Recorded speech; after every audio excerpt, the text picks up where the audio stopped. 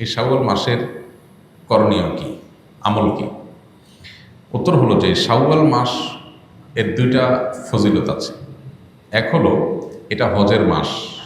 আল্লাহ তাআলা বলেছেন আল হাজ্জু আশহুরুম মালুমাত, কয়েক মাস এটা হজের মাস হিসাবে বিবেচ্য। এর ভিতরে শুরু হয় শাওয়াল দিয়ে, শেষ হয় জিলহজ দিয়ে। এখন প্রশ্ন উঠতে পারে, হজের কার্যক্রম তো হয় জিলহজের 8 থেকে 13 তারিখ, তাহলে শাওয়াল মাস কীভাবে হজের মাস হয়? এর উত্তর হলো, কেউ যদি হজ স্টার্ট করতে চায় শাওয়াল মাসে সেই স্টার্ট করতে পারবে। অর্থাৎ হজের উদ্দেশ্যে এহরাম করে মক্কায় ঢুকে গেল, শাওয়ালে স্টার্ট হয়ে গেল, ওমরা করো, বাকি হজের অপেক্ষা করতেছে। এটা পার্ট অফ হজ। যখন কেউ তামাত্তুল হজ বা কেরান হজের নিয়ত করবে, সে শাওয়াল থেকে শুরু করতে পারে।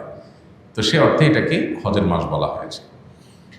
দ্বিতীয়ত, শাওয়াল মাসে 6টা রোজার ফজিলত আছে, আমরা জানি। নবী সাল্লাল্লাহু আলাইহি ওয়াসাল্লাম বলেছেন মান সামা রমাদান সুম্মা আতবাআহু সিত্তাম মিনাশ শাওয়াল কানা কাসিয়ামিদ দাহর। কেউ রমজান রোজা রাখার পরে শাওয়ালের 6টা রোজা রাখলে সারা বছর রোজা রাখার সওয়াব পাওয়া যাবে। অনেকে এটাকে ব্যাখ্যা করেন এইভাবে যে আল্লাহ তাআলা যে কোনো আমলের 10 গুণ বাড়িয়ে দেন, কোনো কোনো ক্ষেত্রে 700 গুণ আরও বেশি পরিমাণ দেন অনেকে। তো রোজা রাখার ক্ষেত্রে আমরা রমজানের রোজা রাখছি 30টা, আর শাওয়ালে যদি 6টা রাখি তাহলে হবে 36টা। এই 36কে যদি আপনি 10 দিয়ে গুণ দেন কত হবে? 360।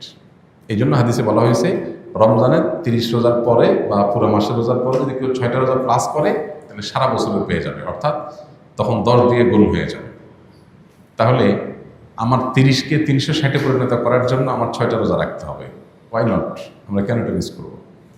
এটা চেষ্টা করা দরকার। এই 6টা রোজা একসাথে রাখা কোনো জরুরি না, যার যেভাবে খুশি ভেঙে ভেঙে রাখতে পারে। কারণ ছুটির দিন শনিবার শুক্রবার, তিনি এই দিন রাখলেন, কেউ অন্যদিন রাখলেন, আজকে 2টা রাখলেন, আবার 1 সপ্তাহ পরে 2টা রাখলেন, যেভাবে খুশি রাখতে পারেন। পুরো মাসের মধ্যে রাখতে হবে, এটা হলো মূল কথা। শাওয়ালের 6 রোজা নাকি কাজা রোজা, কোনটা আগে রাখতে হবে? কারোর যদি রমজানের রোজা কাজা হয়ে থাকে তাহলে সেক্ষেত্রে তিনি রমজানের কাজা রোজাগুলো আগে রেখে তারপরে শাওয়ালের 6 রোজা রাখলে বেশি ভালো। কারণ যে হাদিসে শাওয়ালের 6 রোজার ফজিলত রয়েছে সেখানে রমজানের রোজাগুলোর ব্যাপারে বলা হয়েছে।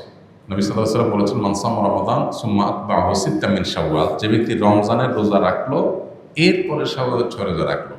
তো এই হাদিসে বোঝা যাচ্ছে রমজানের রোজা রেখে তারপরে রাখতে বলা হয়েছে। এখন রমজান রোজা দিয়ে আপনার গ্যাপ থাকে কয়েকটা, মিস থাকে কয়েকটা, এগুলো রেখে তারপর আপনি শাওয়ালের রোজা রাখলে এটা সবচেয়ে সেফ এবং সবচেয়ে ঝামেলামুক্ত।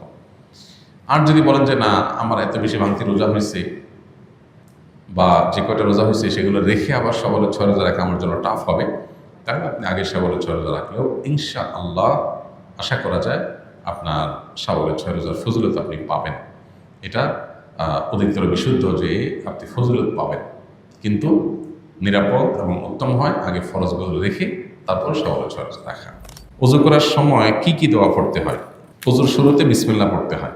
বিসমিল্লাহ বলে আমরা ওযু শুরু করে দেব, আর ওযুর শেষ আমরা কালিমায়ে শাহাদা পাঠ করব এবং আল্লাহুম্মা জাআলনি মিনাত তাওয়াবিন ওয়া জাআলনি মিনাল মুতাতাহহিরিন, আল্লাহ আমাকে তওবাকারীদের এবং পবিত্রতা অর্জনকারীদের কাতারে শামিল করেন।